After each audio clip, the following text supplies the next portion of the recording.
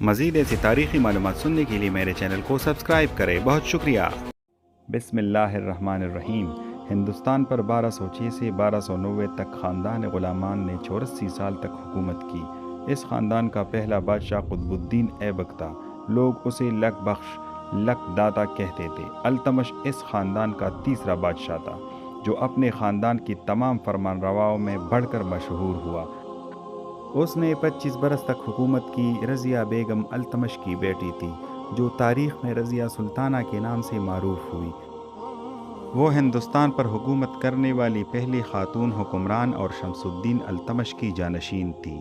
تاہم ترک اشرافیہ نے اس کی حکومت کو دل سے قبول نہ کیا اور شمس الدین التمش کی موت کے بعد اس کے سب سے بڑے بیٹے رکن الدین فیروز شاہ کو تخت پر بٹھایا۔ لیکن جلد ہی واضح ہو گیا کہ التمش نے اپنے بیٹوں کے بجائے بیٹی کو جانشین بنانے کا فیصلہ کیوں کیا تھا۔ رکن الدین نے حکومتی معاملات اپنی ماں شاطر خان کے ہاتھ میں دے دیے اور خود لہو لعب میں مہو رہنے لگا۔ جلد ہی ایک بغاوت میں شاطر خان اور رکن الدین مارے گئے۔ اب اشرافیہ نے رضیہ سلطانہ پر نظر عنایت کی اور 1236 میں اسے تخت پر بٹھایا۔ رضیہ سلطانہ کو ہندوستان کی تاریخ میں کافی رومانوی حیثیت حاصل رہی۔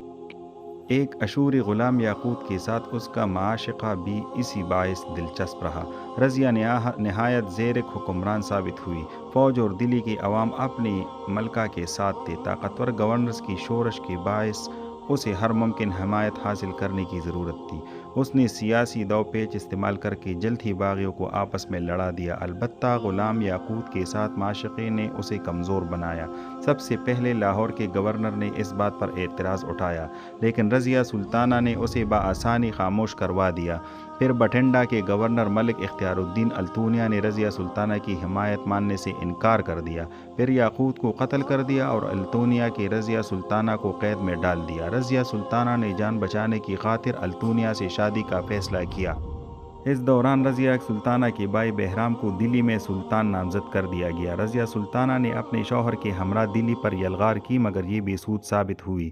13 اکتوبر 1240 کو بہرام نے رضیہ سلطانہ کو شکست دی اور اگلے روز شوہر سمیت مروا دیا۔ رضیہ سلطانہ کی قبر پرانی دلی کی تنگ گلیوں میں بلبل خانہ شاہجہان آباد نصف ترکمان گیٹ کے احاطے میں واقع ہے۔ ارد گرد رہائشی مکانات بنے۔ پہلے اس علاقے میں جنگل ہوا کرتا تھا اور کوئی نہیں جانتا تھا کہ رضیہ سلطانہ کی لاش یہاں کیسی لائی اور دفنائی گئی۔